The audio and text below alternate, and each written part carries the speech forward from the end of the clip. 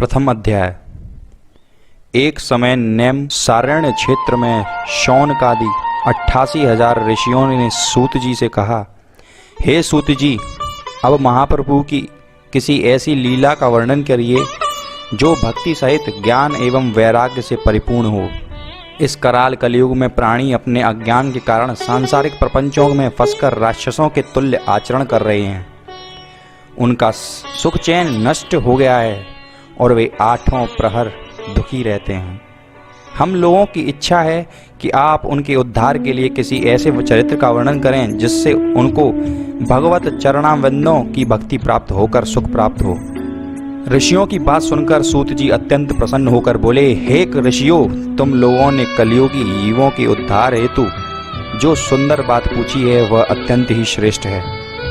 काल रूपी सर्प के मुंह में पड़े हुए जीवों के उद्धार के लिए एकमात्र श्रीमद् भागवत कथा ही है, जिसे वेदव्यास जी के पुत्र श्री शुकदेव जी ने राजा परीक्षित से कहा था।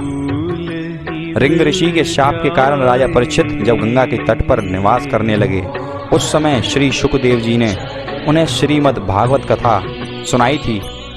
उसी समय देवताओं ने अमृत कलश लाकर श्री शुकदेव जी से कहा, हे महामुनि, इस अमृत कलश को आप ले लीजिए और इसके बदले में हम लोगों को श्रीमद् भागवत कथा की सुनाइए।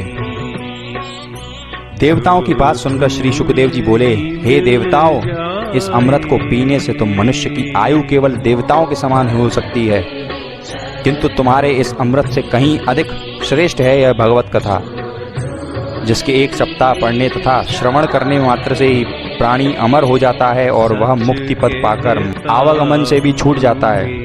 विचार करने के उपरांत राजा परीक्षित तुम्हारे इस अमृत को त्याग करके कथा रूपी अमृत को ग्रहण करेंगे, क्योंकि अमृत और कथामृत में उतना ही अंतर है जितना कि कांच और मणि में होता है। श्री शुकदेव जी के मुंह से यह बात सुनकर देवतागण निराश होकर लौट गए।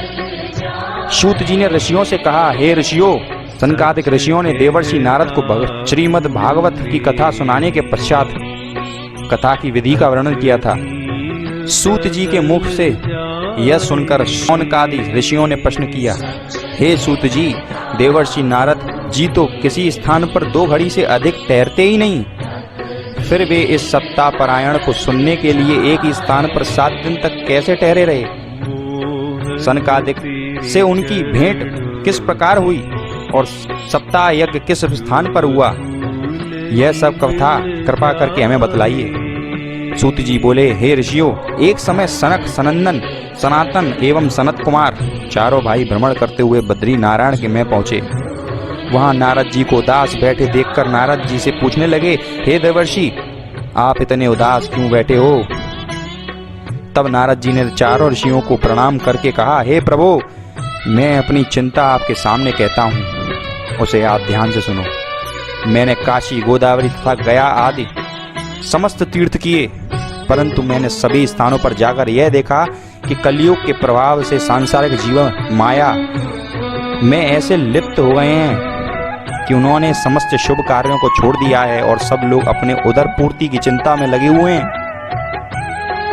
वे झूठ बोलते हैं, पाखंड का सहारा लेते हैं, माता पिता की सेवा नहीं करते और धन के लालच में अपनी कन्याओं को नीचे कुल में बेच देते हैं। जहाँ देखो वहीं मल्लेच्छ तथा शुद्ध दिखाई देते हैं और ब्राह्मण तथा क्षत्रिय अपने धर्म कर्म से विमुख हो गए हैं। हे प्रभु, मैं सभी स्थानों पर उन लोगों को अपने धर्म से विमुख हुआ देखकर जब मथुरापुरी में यमुना किनारे पहुंचा, मैंने देखा कि एक जवान स्त्री यमुना किनारे बैठी रो रही है और उसके पास 2 वृद्ध पुरुष अचेत अवस्था में पड़े हैं। वह मुझे देखते ही खड़ी होकर बोली, हे महाराज, आप थोड़ी देर यहाँ ठहर कर मेरा दुख सुन लीजिए। मैं बड़भागिनी हूँ जो मैंने आपके दर्शन पाए।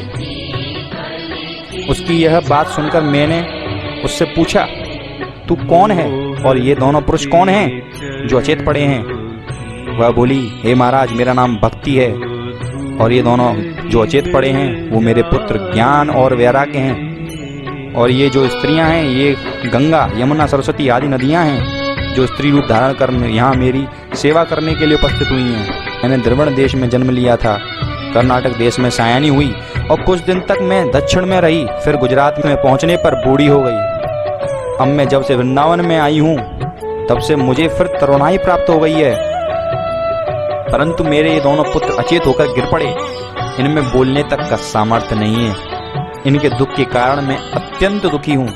देखो, यह कितनी लज्जा की बात है कि मित्र तो बूढ़े हो गए परंतु मैं तरुण ही बनी हुई हूँ। इस सब का क्या कारण है वह आप मुझे बतलाने की कृपा करें। नारद जी ने कहा, हे भगवान, जब भक्ति ने मुझसे इस प्रकार कहा तो मैंने उसको उत्तर दिया, हे भक्ति, घोर कलयुग के आने से अब तेरी और ज्ञान तथा वैराग्य की कोई मर्यादा नहीं रही है। वृंदावन में आने के कारण तू तरुण हो गई है, परंतु तेरे पुत्रों को कलयुग में कोई नहीं मानता है, इसलिए वे बूढ़े और निर्बल हो गए हैं। यह सुनकर भक्ति ने पूछा, यदि यह कलयुग ऐसा ही दुष्ट है तो राजा परीक्षित ने उसे जीवित क्यों छोड़ दिया? तब मैंने उसे समझाकर कहा, राजा परीक्षित ने कलयुग को एक विशेष गुण के कारण जीवित छोड़ दिया है।